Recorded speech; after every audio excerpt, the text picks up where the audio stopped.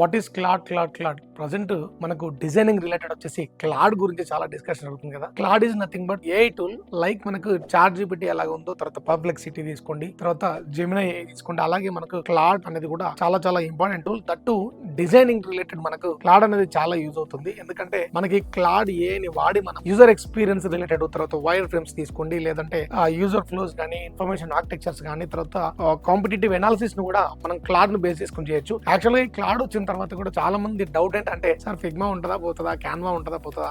ఒకటి గుర్తుపెట్టుకోండి, Figma designing tool లో జరిగేటటువంటి ఫంక్షనాలిటీస్ డిఫరెంట్. మిగతా మనం ఏఐని వాడుకొని డిజైనింగ్ యొక్క ప్రాసెస్ ని మనం స్పీడప్ చేయొచ్చు. తర్వాత ఈజీగా యూజర్ ఎక్స్పీరియన్స్ రిలేటెడ్ మనకు రీసెర్చ్ మెథడాలజీని మనం క్లాడ్ ద్వారా ఈజీగా తీసుకోవచ్చు. And moreover there is a lot of tips from Claude AI. So మనం without different type of tips తో కూడా మనం క్లాడ్ ని మనం యూజ్ చేసి డిజైనింగ్ ప్రాసెస్ అనేది నేర్చుకుందాం. Thank you so much.